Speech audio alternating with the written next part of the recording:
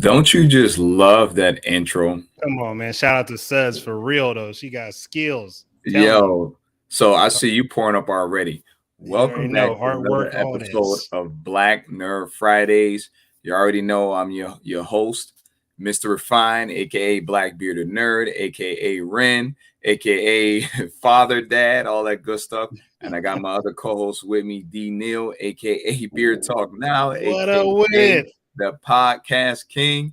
And I see he repping a glass. And we missing our third co-host right now. She got some things going on, but she's gonna be on here on the next joint.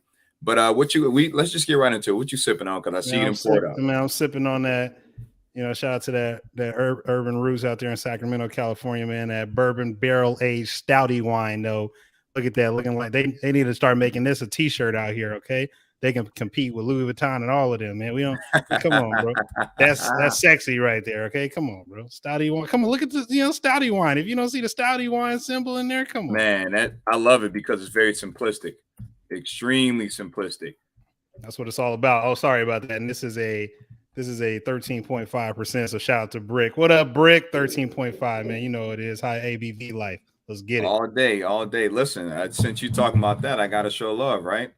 You already know. Boom, right here. There you go. I see you.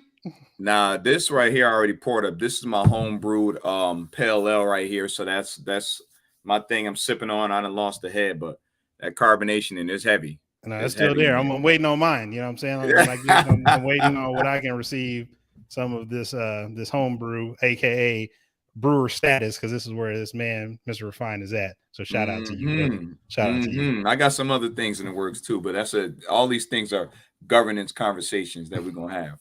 That's a fact. Know how that go. Shout out Dr. Carr. Yeah, all day, all the time. In class for Carr tomorrow. But anyways, today we talking about Pacific Rim the Black. I didn't see what the title was. Oh, the title is, I said, man, I had to do it. I had to do it for you. It's Regret, Death, Family, and the Boy. Yeah, I like that. Yeah, okay. Thank you. So let's just get right into it. And anyways, cheers. Cheers, brother. That's some good stouty wine right there. Yeah. So we already start with you. Let's go ahead. What's your good on that joint? Man, come on, man. Like, it's Pacific Rim, bro. If you are a fan of Pacific Rim, ever since the first movie came out with Idris Elba, shout out to Idris Elba. The lore is way heavier than the movie, of course. I like to deep dive sometimes, especially with the anime or shows that I really enjoy. But this is an animated series. But just the lore of Pacific Rim, and they just continued it. I think they did better with this than they did with Pacific Rim 2. And I forgot the actor's name who was in Star Wars. Shout out to him, who should have been a Jedi. But we can talk about that later, government structure. But yeah, man, it's just Pacific Rim, bro. Mechs, come on, man. If you a Gundam fan, you gotta love Pacific Rim. And you got the Kaiju. Come on, if you like Ultraman, if you watch Power Rangers, that's all this is, man. This is all it is. Just a Megazord all day. Come on.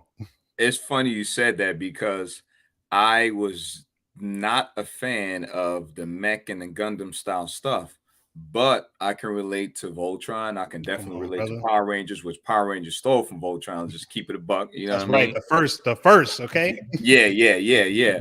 But anyways, that joint was very well put together. It definitely drew from the movie, which it was two of them joints, and I preferred the first one myself more. I love the Kaiju inspiration, which also, you can tie it into Godzilla, you can tie it into Power Rangers. It's just very well put together all around.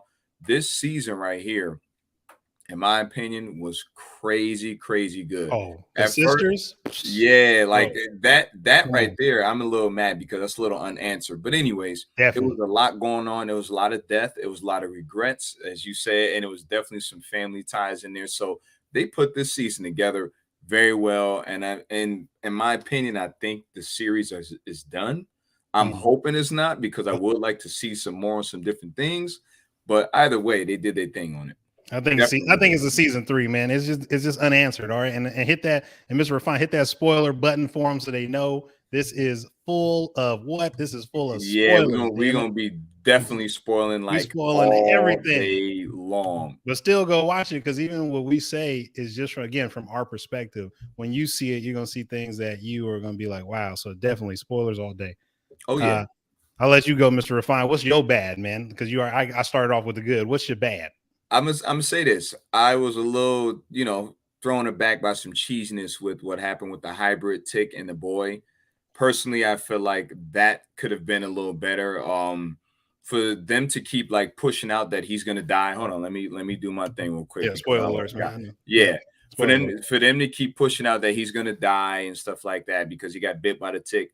I don't know how long he's gonna survive. Like they made this dude survive like a week, and mentally in my head. Like every time you turn around, he's not gonna make it to Sydney. He's not gonna make it here. This dude on the table, you got the sisters praying around him. So I think they just, was a little corny and cheesy on that aspect. They pushed that along too far, and he should have died. Let's just call it what it is. If they're gonna say that, he should have been dead. So that's my bad on there.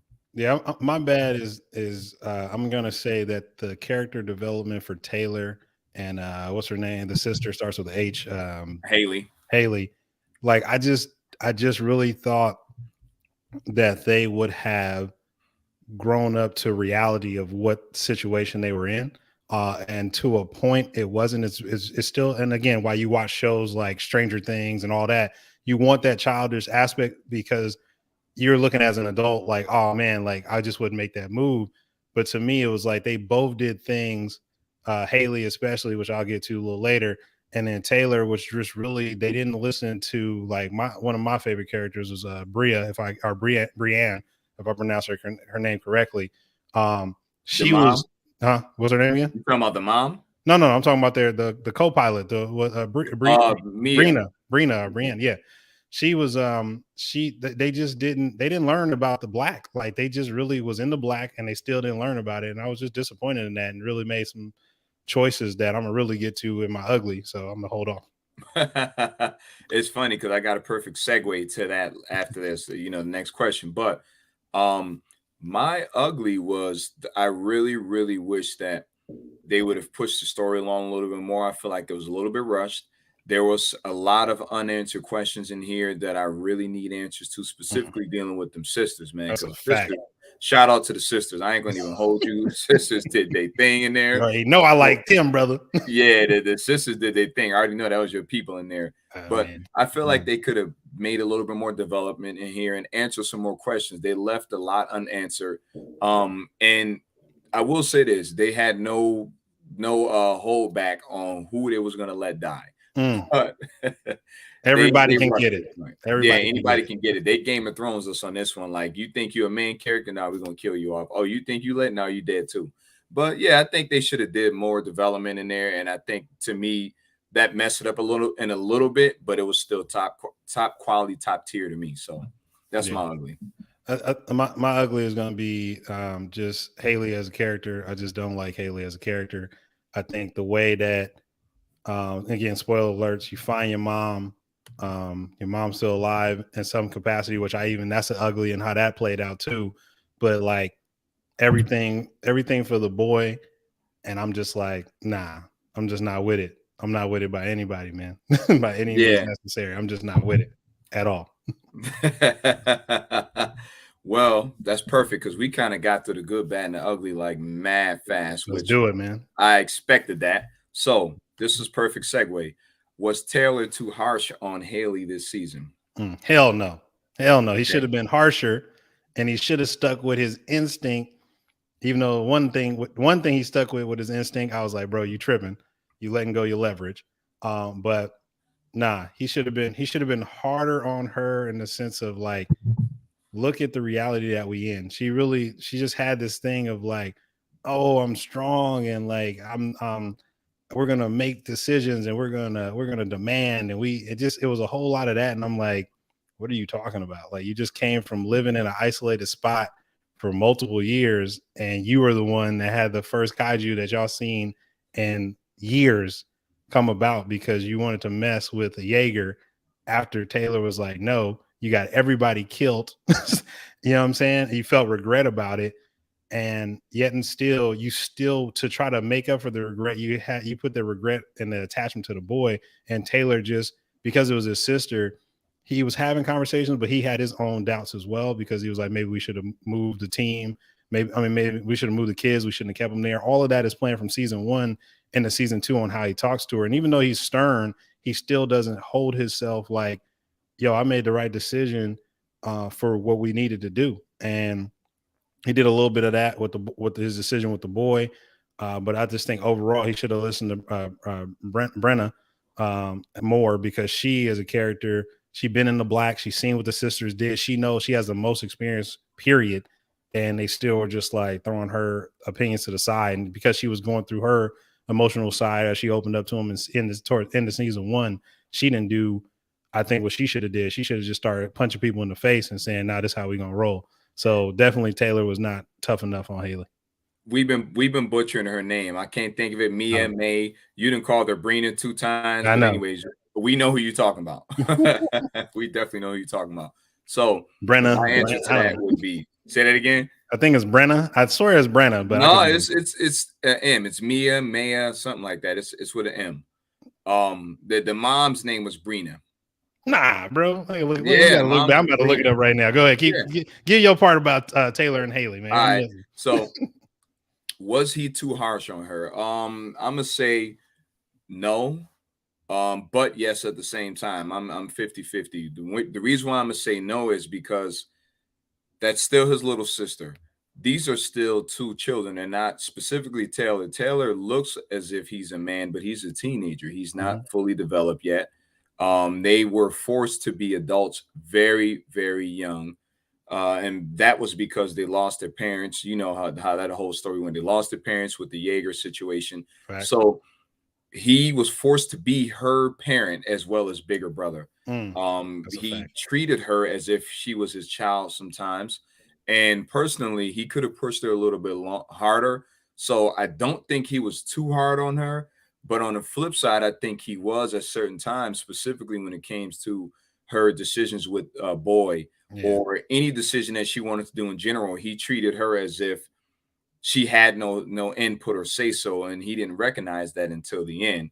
You know what I'm saying? Hold on, let me put this up for a second. He recognized that at the end, what her value was. But no, I don't believe that he was too hard. I'm gonna go 50-50 on it. I think that he played his part very well with her, but I also think that he could have been harsher on certain aspects. Now, on the same token with all this, Taylor again is, I'm gonna give him 17 years old maximum. That's what I'm gonna go into. Just me. I'm gonna say he's 17. He's forced to be an adult. He has his little sister. He's taking care of her as he's the parent. They've seen a whole bunch of stuff in the black, just everything, the worst of the worst you can think of. A lot of death. If you're in that situation, how is there really any level of harshness when it's either kill or be killed? So it's to me, it's a double-edged sword, no matter how you put it. But I think overall, he did what he needed to do for them to survive, and they definitely reached their mission based upon his decision. Some of them were his faults, but again, he's a learning young man, and they made it through. Yeah, and it's Brenna. Brenna is her name. It is Brenna. Okay, that's my bad. I was wrong. I was wrong. Brenna. You got shout out to Brenna. That's my number one individual character, but the sisters is they take the cake for the whole. All right, perfect then. So, what were your thoughts on the reemergence of the sisters?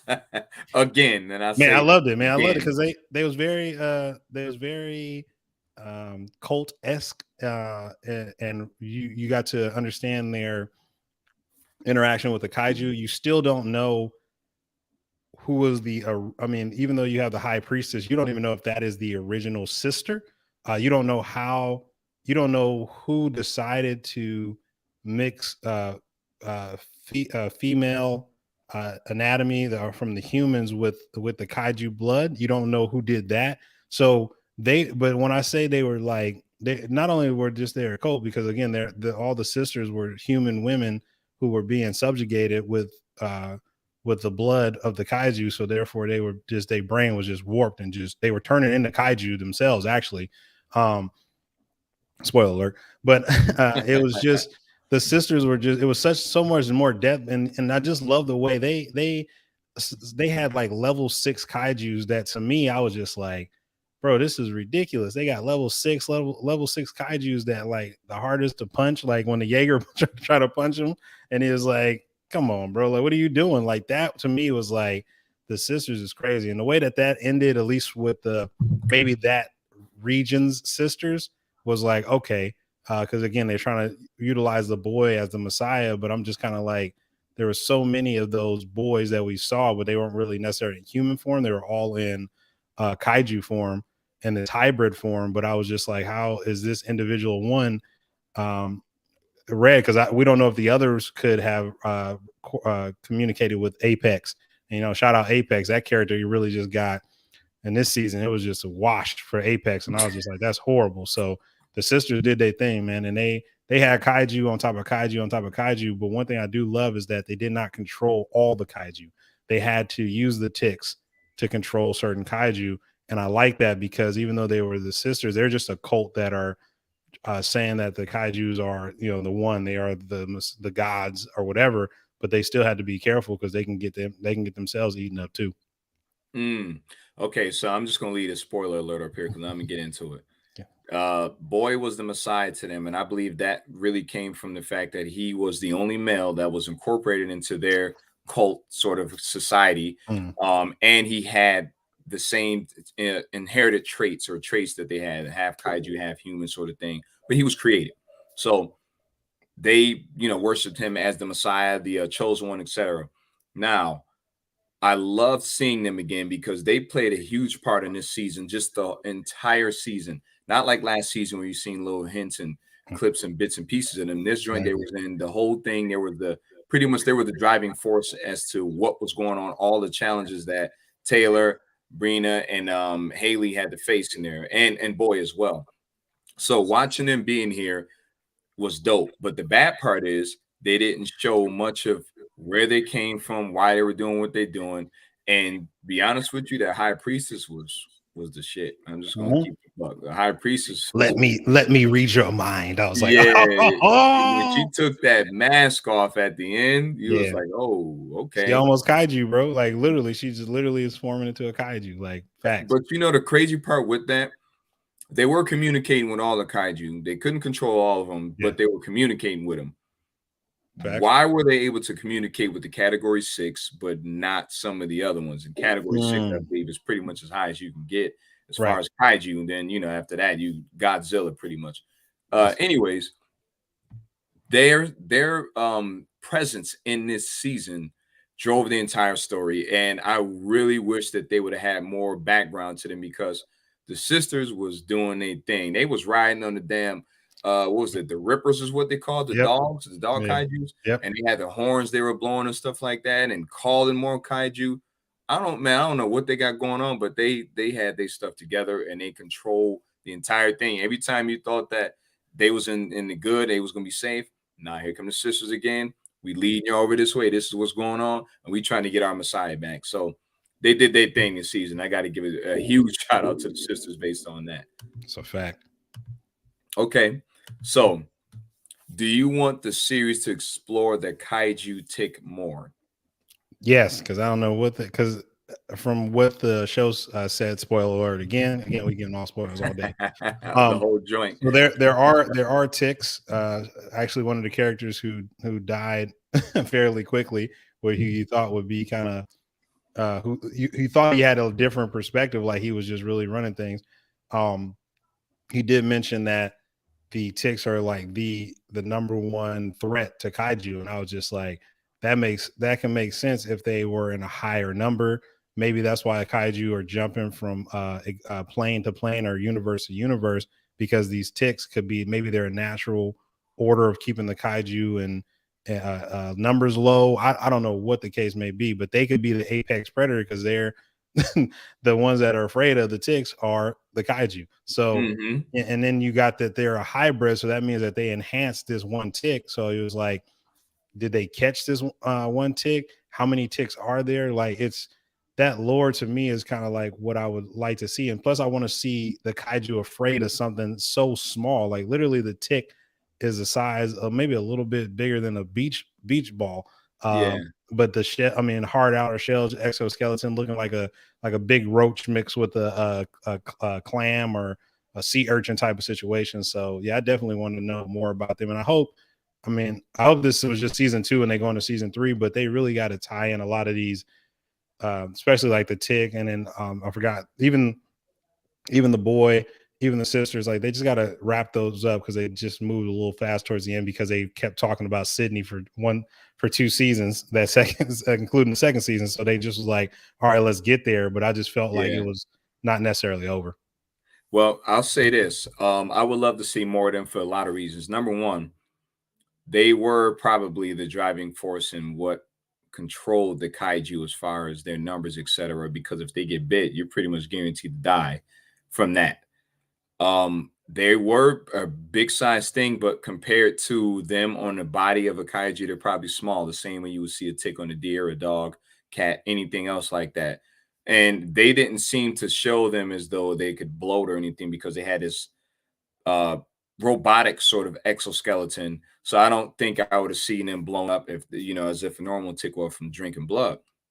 Now, them being in this universe, it's not unknown considering, again, you're talking about Australia. Yeah, they're in the black, but Australia, pretty much everything in Australia want to kill you, minus koalas. But everything over there want to kill you, whether it's a spider, a snake, a man of war, anything wants to kill you. So I'm not surprised that these ticks, which are from the same universe, or wherever the kaiju come from, are as powerful as they were. The bad problem is, again, it's a hole. We don't know what's going on, what's the backstory of them. All we know is that we've seen it, and the sisters use it to control or try to do something to boy, because that was their leverage to get them to say, okay, well, we need them for the antidote, etc. So I would love to see more of them, and I'm kind of mad that they didn't. That's what I said with my ugly. They left a whole lot of holes in this, man, and that was one of the main ones that you were like, what's going on with this little tick right here? Why is it so important? And then you didn't really explain about it. So they could have did better with that. That's a fact. That's definitely a fact, man. All right. So next joint is and this is perfect because we were just talking about him. Was Bunyip Man an important part or important aspect to the story? Yeah, he had spoiler alert, he had the antidote, man. Come on, he had the antidote for the boy. And Yeah. but the thing about him is that he really thought that he was warding off the sisters with the kaiju that they didn't control. And one thing, again, another thing about this whole aspect with the kaiju is like Bunman or Bunyan, whatever, he literally said, and I was like, this is crazy. He's like, the kaiju, because he was talking about the one kaiju that ate him. Was like, oh yeah, she has children. And then he showed that the kaiju testicles. And when he showed that, everybody was like, all of them, Taylor, Hayley, Brina, they were like, oh snap, because before they didn't think that, they didn't know how they reproduce, right? Or they didn't reproduce, they just came about. But he was like, it showed the testicles, they start growing testicles about this time. I don't know if it was a year ago or 2 years ago, because it's like 5 years or something after. But I was just like, oh, this is crazy. So like, you got a lot of input about kaiju from him. Like, they eat other kaiju, smaller kaiju, which makes sense. Again, when you're bigger, become more of an apex predator, you're carnivore, all that stuff. But he was saying, like, as long as you feed them, then I'm good. The problem is that he really thought that the sisters, he was keeping them at bay, when he really wasn't keeping them at bay, because you just saw how vicious the sisters are. The sisters can hold their own against those dog-like kaiju. Yeah. But the bigger ones, of course, they had to ensnare them because they just can't pierce their hole. They can't pierce their scales and all that stuff like that. So I just thought he was important to open up the fact that there is an antidote. This is how you get it. I don't remember the antidote came from the testicles or not, but I just know that literally, like, at least for the split second, you thought like, okay, cool, at least he'll survive or run away. But he really was thinking that he could live harmoniously with the kaiju, and the reality is no. The kaiju are very intelligent, and they were just like, we're just using you because you giving us this free food and you catching stuff for us, so we ain't got to go nowhere, and then we can keep procreating and make ourselves outnumbered. It was just, and the kaiju were even fighting amongst themselves in that little like arena. You think it's like an arena, but it's just like, no, they just live there. But they were fighting amongst themselves for like alpha female male type of situation, or just to have gladiator type sport. And he was just like this dude that luckily just to be alive. And so when he lost all his leverage of food, it was a wrap. Yeah, it's funny because, and again, I'm gonna leave this spoiler alert up for one main reason. The guy had already lost his arm, and that was due to dealing with the one which I believe Lucy. Yes, Lucy was the big one, right? So Lucy was the biggest, her in a female. Yeah. So he thought he had control on these kaiju. Obviously, he didn't. But what they did recognize is the same thing you said. He's feeding them, so they're going to stay in the area. But at the same time, not too far from that area was the sisters' territory. And if you really look at it, the sisters got a huge territory, yo, like miles and miles and miles, man, that it just stretches on. So I don't know how big they had, but the point is, this guy was over here trying to keep these kaiju at bay. He thought he had them controlled. Now, he was experimenting and studying them. I did notice that, which allowed them to create the antidote, etc. Which, spoiler alert, he didn't get to use because they dropped it running away. No, remember they did drop it running away. They dropped it running away. Now, the funny part about all that was this guy thought that he really was, controlling them. They were his friends, and he's sitting there patting Lucy on the teeth. Yeah. And then she just ate him like, oh, yeah. He was like, I'm going to feed your kids later and all that stuff. And he was like, I'll feed you later. I'll go catch something else. She's like, oh, word? And just ate him. So his mind was warped, as you can see, because he had his own urine saved in bottles and vials and stuff like that, which he was about to mix up with the antidote. But he was important because he opened up something that we didn't know before. We had no knowledge of, as you said, the kaiju's reproduction. I thought that they were asexual, even though I knew it was still male and female. I thought it was an asexual sort of aspect to it. Agreed. But he opened up a lane that I didn't know was there. And he was funny as hell at the same time. Walk around with one arm, very humorous, and had a funny sense of humor. And just overall, a weird guy. I'll say that. So yeah, he was an important aspect to the story, at least for me. And another thing, I wish they would explain more about him. Like, something made me think he might have been a scientist or something prior to this because of his knowledge and the tools that he had. But who knows? Maybe he just salvaged and learned how to survive in the black. That's a fact. Okay, so what were your thoughts after seeing one of the sisters was their mother? And let me go ahead and drop that on there. Oh yeah, definitely. I mean, because that's already been. I mean, you can just leave that up, bro. We spoil it all day. Well, I mean, I think it was a shock because it almost tried to lead you to it, but you just weren't thinking about that because you thought it was just too easy for it to be that way. So when you did see that it was their mother, it played into what Brina was talking about of them, the sisters taking women. But if you were so caught up, if you did into the story of like just wanting to see the fights with the kaiju and the Jaeger, and then Hayley just really kind of derailed you from really paying attention if you really just didn't like her as a character, which I didn't. So I just kind of just was like, somebody just got to shut her up. But it all led up to their mom being a part of the sisters. And I like the fact that she literally was just completely gone. But they wanted to get her back some shape, way, or form, because when they called her and she looked at them, the internal aspect of her was like, oh, those are my children. So I just like how they did that. I think that with the kaiju or with the sisterhood and whoever that runs it, and you watch the movies, maybe it's those I want to not call them Apex, but the pretty much the council of the kaiju, the ones that send all the kaiju to different universes or whatever. It was it just was, it was amazing, man. I like how they did that, and I like how they really forced the children to even deal with that aspect of like, your mom has been taken and it may not be any get back. And even when she was back, in a sense of like remembering them and talk and all the things outside of just murmuring the same things as sisters, one of the high priestess wanted her to, it was over. You could already tell it was over. Little by little, she was just like, I'm just seconds away from being turned. Which is crazy. And I'll say this, I thought it was a very interesting twist to the plot, specifically because we both, or not we, us, but I believe everybody just considered the parents dead, especially when you're talking about the mother. And, and mom is normally the foundation, the root to every family. So I thought for sure that she would be dead. That would just make it, more sad and dramatic story.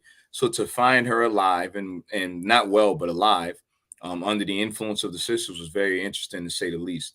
Number two, how they utilized Shane to, break that psychosis that she had going on, was crazy. Now, what I did want to figure out is how did she learn how to fight the way she did when they had to go back and try to save boy from the sisters inside of their little temple or mosque, whatever it was, their worshiping place. I want to know how she learned how to fight, because she was in there kicking some butt till she ended up having to fight. Who is it that whooped her butt in there? I can't. Yeah, nobody whooped her. It was just one of the. It was just one of the rippers. It was one of the rippers. One of the dog. Yeah. The dog kaiju. Like literally, like she got like, yeah. So they definitely dropped a twist in the plot on us by introducing her into the story, and once that happened, the kids were kind of weak to do whatever, because they're like, oh shoot, mom is back. Let's do anything we can to save her, keep her alive. And get her back. We thought she was dead, and which was what everybody assumed, she was dead. So I think that they did a very good job at that. And again, it shows you the power. Again, shout out to the sisters, that these sisters have, because they were controlling this woman all the time. Anytime she thought she was pretty much free of their grasp, and she's like, okay, well, when Shane drifted with her, because we already know that's a spoiler alert. Shane drifted with her to get her dark cloud that just kept creeping. So that cloud was spreading through her mind, which was based upon their control of her. The fact that keeps spreading the whole time she's back to her quote unquote normal self was crazy as hell. And she mentally fought it for a long time, and eventually, obviously, she died from injuries, but as well as being lost to that. Now, this is another thing they dropped the ball on. How did she get captured and all that? The only thing I could think of would be she went back to help and fight and save when the husband ran on and did whatever he was going to do. And the sister seen her and said, oh, okay, well, we have another woman that can join our tribe. And that was it. But again, it's a hole that they didn't explain. So I was kind of pissed off with that. As usual, a lot of holes in the storyline, not enough of telling us what's really going on. All right. So with that being said, this is a very good question. Do you think Shane was redeemed this season? Man, I'm gonna just keep it 100 with you. Shane should have did exactly what Shane did, and that's survival and run the mercenaries in the black. I think him drifting like that, or the way that they set it up, was like, that's not something that he would have done. He would have put it in a position to where he could have won, or he could have succeeded without very little risk to him. And for him to do that for Brina, like, yeah, I know that shows a softer side, because again, him wanting to have a daughter type of situation, even though he killed her parents. Spoiler alerts. I mean, season one. Yeah, I mean, season one already said it. I'm looking up this name right now. Keep going. I gotta look this name up. Yeah, it's Brina. It's Brina. Brina. Brina. But I just really was pissed at how they did Shane at the end. Again, that's why for me, and I say this all the time on any show, any movie, animated series, anime, if a quote unquote antagonist is going to be or set to a standard and have a standard and a code, I want them to have that code the whole way through. Yes, I want them to be multifaceted. It's May. Character. Who's May? It's May. That's the name. See, I knew I was right. May. Her name ain't May, bro. Yes, it is. It's May. Brina Travis is their mom. Brina Travis? Yeah, Brina Travis is the mom. May is the girl. Oh, okay. So I've been missing the whole time. My bad. That's why Brina Travis thought it was Brina. But anyway, all right. Well, May, the way he was trying to hold on to May, I just was like, bro, this is beside you. This ain't the thing. So that's all. I just wanted him Shane. I wanted Shane to be like, I'm gonna help your moms, but you gotta give me the Jaeger. And they were gonna say no way, and I just want him to get in the car and drive off. So, like, I really did. You wanted him to hit somebody with like the the sunbeam status. Listen, come on, bro, for real, man. And that's it. Come on, bro. He had a human softer side. The dude had a dark soul. I will give you that based upon his prior history, etc. But looking at this, he did the right thing. You have to remember, despite what May went through, he looked at her as a daughter and as his child, and he did what I feel any father would do to gain their child's not approval, but their trust again, their validation again, because he dropped that ball. He broke that bond a while ago. So he did what he needed to do. And in my opinion, he was redeemed based upon that. Because, and let me go ahead and pop this up.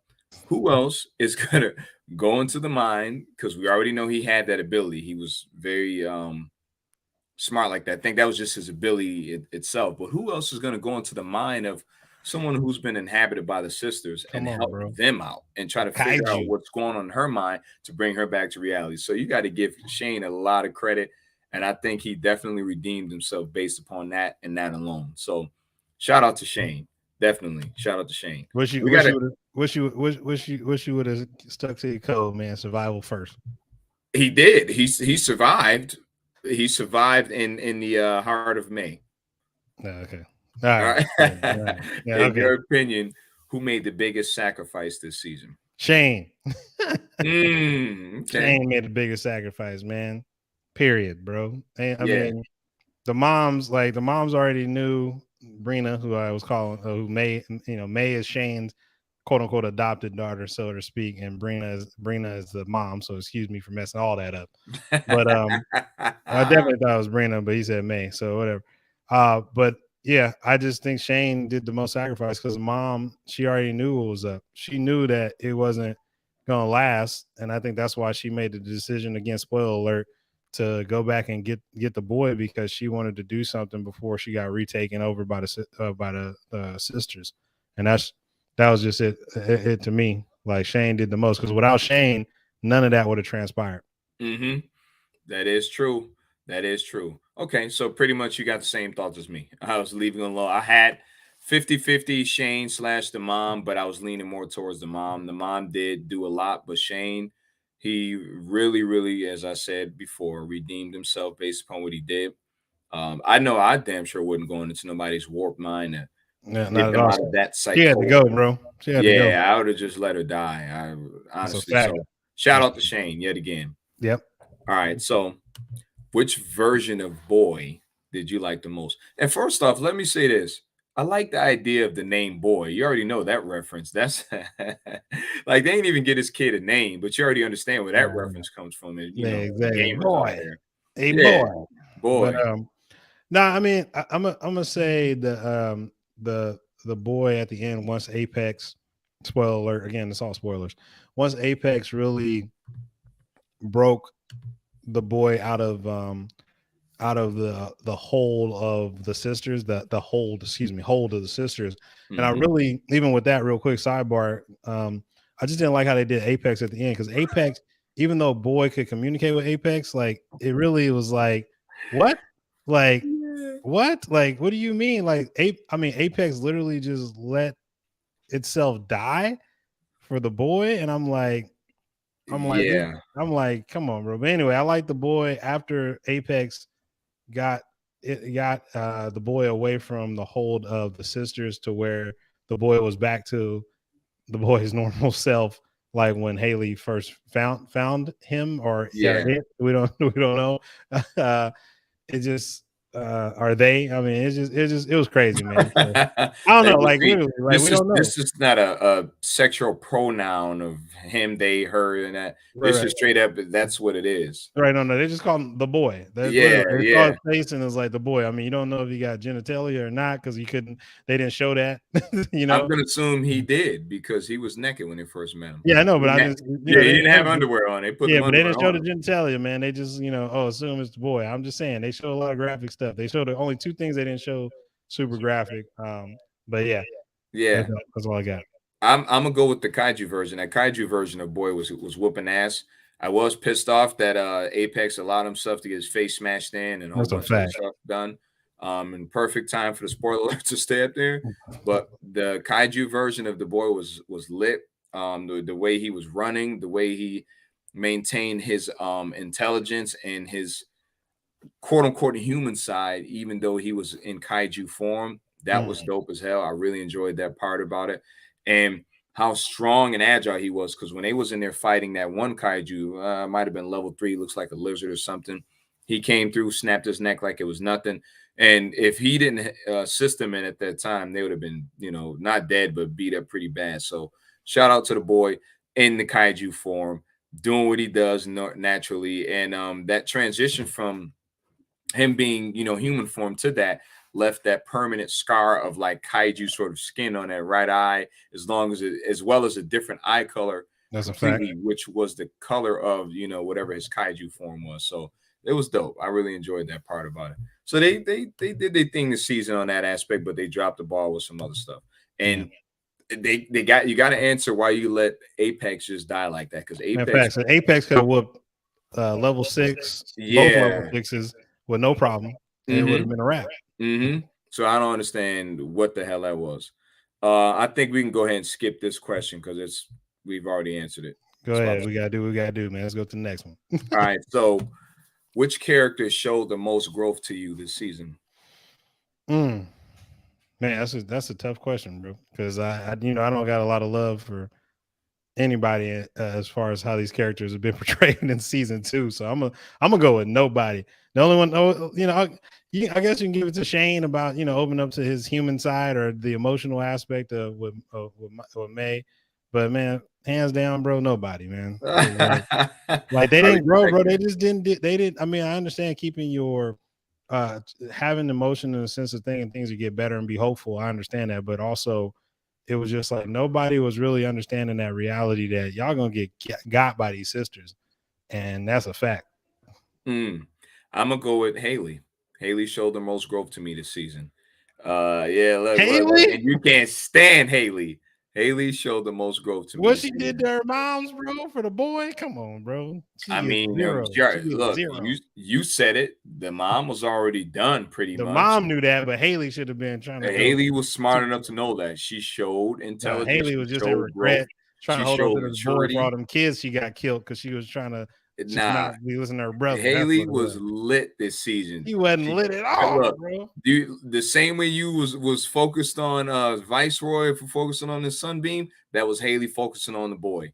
Hayley showed growth. Hayley was full of regret. But go ahead, man. No, character, 0 out of 0. She showed growth to me this season because even though she had her eyes on the boy and trying to do that aspect, I feel like her decisions that she made was one of the main reasons how they got to Sydney. The way that she, persevered and said, listen, we can't give up no matter what.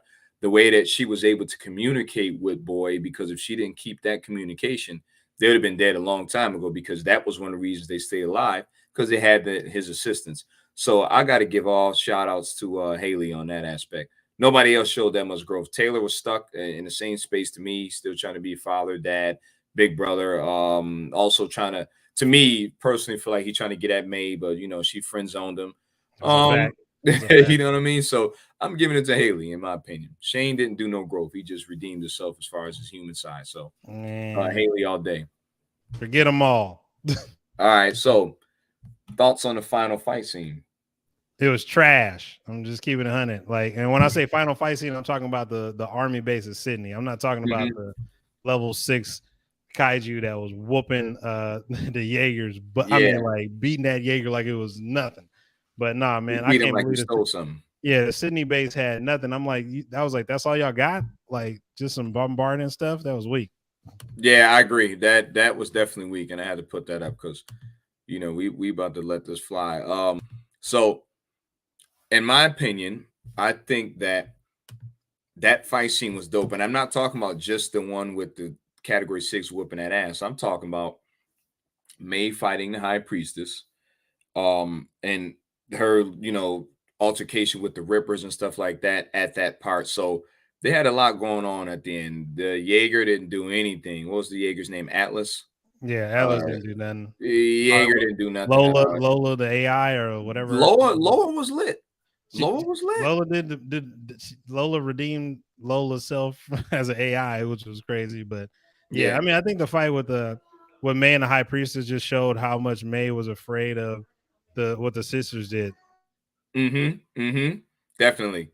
And you see that mask came off at the end, right? Facts. That mask came off of a High Priestess, and he was like, "Oh shoot, teeth sharp and everything, eyes blue." So that was crazy, man. It was good. All right, this is the last question of the night. What were your thoughts on the end of the season? And and the season's not. I mean, like I say, I think the end of the season. And you see, I have 3 dots because right. it's up in the air, but I think it's done. All right. First and foremost, shout out Lupita for hopping on. We appreciate you always. You and Brickman holding us down since day one. We love y'all. Facts. No, end of the season it was just the end of the season. I was like, okay, cool. We're going to season 3. That's really what I thought. And I hope it's a season 3. I just hope they dive more into it. And to your point, not feel rushed, because I think that focus of Sydney was like, okay, now what? And luckily, spoiler alert, the dad was alive. Yep. That's why I was leaving it up, because I was going to get into it. Yeah, exactly. The dad was alive. But I just think the end of the season, the funny thing is, I really thought I was happy for the mom, Brina, instead of May, because I got that name confused. I was happy for her when I thought she made it to Sydney. You know what I'm saying? But then they showed it was just a dream, and I was like, damn, that was dope. I was like, y'all got me on that one. That was dope. That was dope right there. How they did that. How she died. Well, Laura pretty much put it in her mind that she died making it to Sydney. I thought that was dope, man. I think they rushed it, but it was a good tie together. The father pulled up just how it was in the mom's mind. They showed that they all were together as a family. Boy was there. Boy had a hoodie on at the end. He wasn't just walk around with it in his drawers. He had a hoodie on. And they were all over Brina, which was the mom, Brina Travis. They were all at her mausoleum, I believe is what you call that. They were all there, and pretty much paying respects to her, pouring out libations and stuff. So I think that it was done right, and the way that they discussed where they were headed or what the new dynamic was, which was Hayley was like, well, this is our new family. I believe there's nothing else left to talk about. They made it to Sydney, which is their main goal the whole time. They got the Jaeger there, which the Jaeger saved their life. Technically, Loa saved their life because she, self-destructed to kill that Category 6. Spoiler alert, still up there. And I think that it just wrapped it up. I don't believe it's going to be another season, but it's kind of, making you think it could, but I don't think it will be. So I think they finished off on a high note, left us with a lot of holes, but they still finished off on a high note. So if y'all haven't seen Pacific Rim to Black season 2, most likely series finale, in my opinion, make sure y'all watch it. A lot of spoiler alerts in this joint, and it was definitely well worth it because I had a lot to talk about, you know what I'm saying? And then D was dropping some spoilers on there, but that was a very, very good series. So I don't know what we getting into 2 weeks from now. What we got going on 2 weeks from now? You muted. You muted. I hit up TJ. I hit him up back. Yes, I'm gonna follow up with that. But if not, if we can't get TJ on there, we'll have to figure out either another show or a comic book that we all can get and look at. We all got Joystick Angels, so I'm hoping that TJ get back with me before next Friday, so we can go over Joystick Angels, so we can play the music in the background. Throw that on, Sudz, and handle that, or you can handle that, man, because y'all got more skills than I do on this. And it's just no, man, I just appreciate everybody, and I'm glad we back. I'm back. Excuse me, as far as for my my month, quote unquote, because I've been out. But yeah, it's gonna be good times, man. I just love what Mr. Refine and Sud's been doing. Love for the people who've been showing up. Love for our consistency going on twice a month. But this month we're gonna probably go heavy just because I haven't been here in such a long time, and that's all I got, man. It's, he trying to push hard right now because he ain't been here. That sounds like a personal issue right there. That's right. You know, work, man, work life.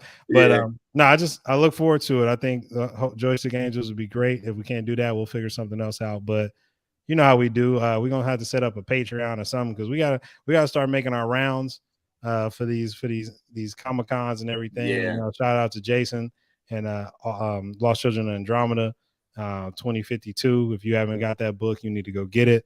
Time of Salvation is definitely fire, hands down.